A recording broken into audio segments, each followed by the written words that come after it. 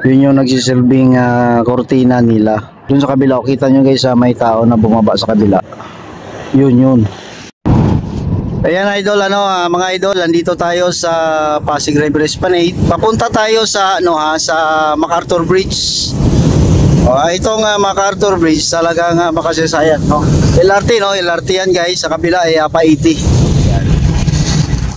So ayan po ang ilalim ng LRT, no. So talagang matagal na rin ang tulay na yan. Ang kasunod ay MacArthur Bridge. Ito nga MacArthur Bridge, kilala din, no, sa napakatagal na.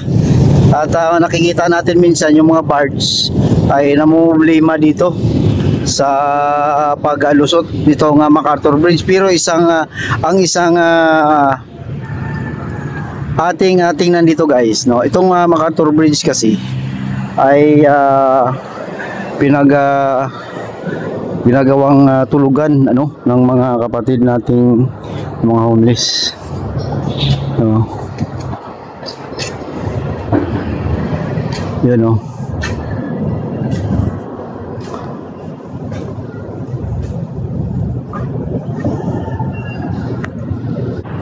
So dito sila dati guys dumadaan sa gilid na yan, tapos lulusot sila dito. Yung nakikita nyo dyan sila umaapak, tapos lulusot sila dito. Yan yung simento na yan, pwede silang matulog dyan. Tapos dyan lulusot sila dyan. Yung gilid na yun kasi, yung nakikita nyo may tubo, pwede silang lumusot dyan. Pwede nilang maging tulugan yan, no, itong ilalim ng MacArthur Bridge. Yan, no, ilang kwarto-kwarto yan kung tosin. Dito dumadaan din sila dyan sa gilid na yan, dyan sa kabila. Yan, yung kita nyo may mga buti pa at saka karton. Yan, no. Yan, may mga buti pa at saka karton. So dyan sila dati natutulog, dyan sila dumadaan at tumatago sila dito. May improvised na hagdanan sila dati dyan. So yan, so dahil dito sa pasyalan guys, pagkagawa nitong Pasig River Esplanade, hindi na sila makatulog ngayon dyan kasi makikita na sila. So napaganda ang paggawa nitong pasyalan na to kasi ang mga tao tumatagos dito.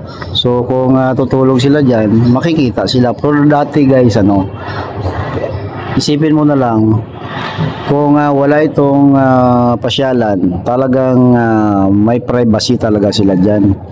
Ang maririnig lang nila, safe na naman yan, ang maririnig lang nila yung nagungdong ng mga dumadaan na sasakyan, diba? So talagang safe na safe ang kanilang nakakundo, no? So yan, dyan sila dumadaan, dyan sa may poste na yan, bumababa sila, tapos tawid sila dyan. So yun na, pwede na, diba?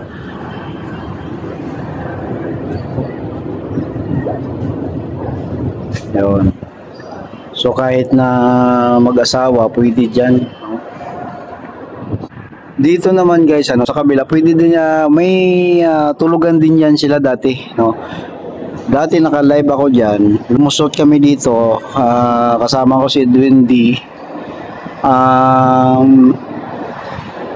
May kwarto-kwarto dati yan dyan. Kung nakikita nyo, may nakalaylay na kumot, no? Or tila.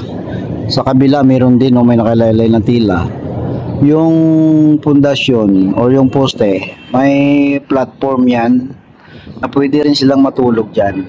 Sa ngayon kinuha na yung karton, pero sa kabila meron pa makita yung parang kortina, no? Tapos pwede rin sila lumusot sa kabila, diba? Talagang safe na safe sila. Yan guys, kung nakikita nyo, I don't know kung makikita nyo sa palusutin yung mata nyo dyan sa may butas na yan, may nakikita kayong mga nakalaylay na tila, no? Yan ang kanilang kortina dati. Kasi nung last time yung wala pa itong Pasig River Esplanade, nag-ikot ako dito, may bumabang tao diyan. Doon sa kabila, kita nyo guys, may tao na bumaba sa kabila. Yun mismo, no? Doon sila dumadaan. So di ba doon ko nakita nyo ang tao bumaba sa kabila. No?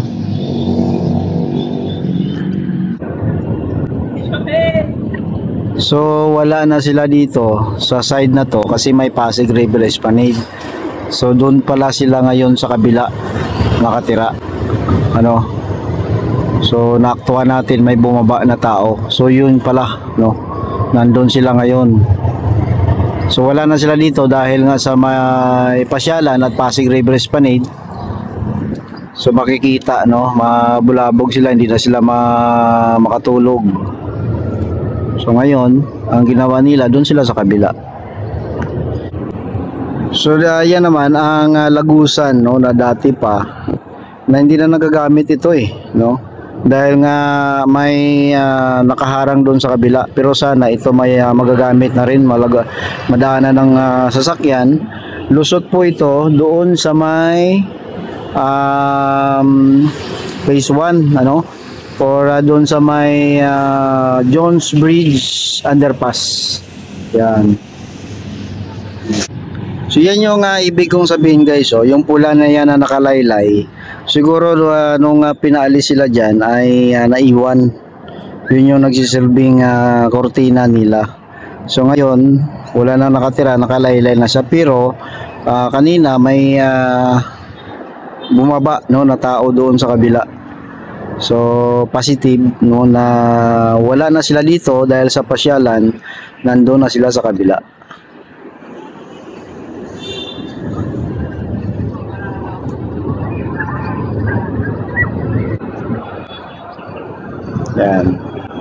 Yan yung mga daanan dati ng mga natutulog dyan sa ilalim ng MacArthur Bridge. O diba? And syempre pag nandyan na sila sa ilalim, pwede na nila gawin ang lahat, no? Pwede silang matulog and pwedeng may kasama. So alam mo na, no?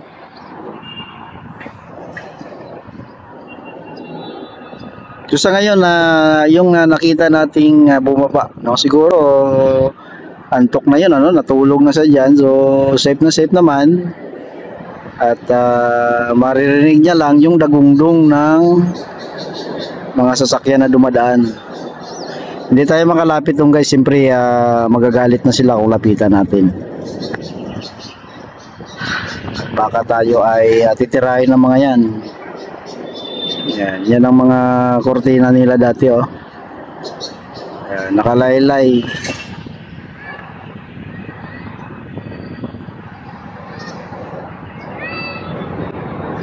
So ano kaya ang pakiramdam guys, kung dyan ka natutulog, Curious lang din ako, no? Thinking na nasa ilalim ka, pag umulan, safe ka naman. Dahil hindi ka nababasa, hindi naman aapaw ang tubig dyan. Pero what if kung may aakyat na kung anong sa creature dyan, halimaw or ahas, no? Siyempre tubig to, may kasabihan nga na hindi lang tayo ang naninirahan dito sa mundo. Mayroong ding sa ilalim ng tubig. So maaari, no, na ang Pasig River na to may nakatirang hindi natin kauri, no, kauri ng mga laman na tubig.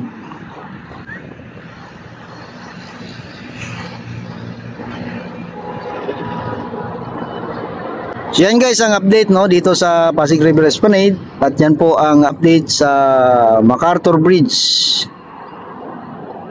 Na napaki-click like and subscribe po sa aking channel. Salamat guys.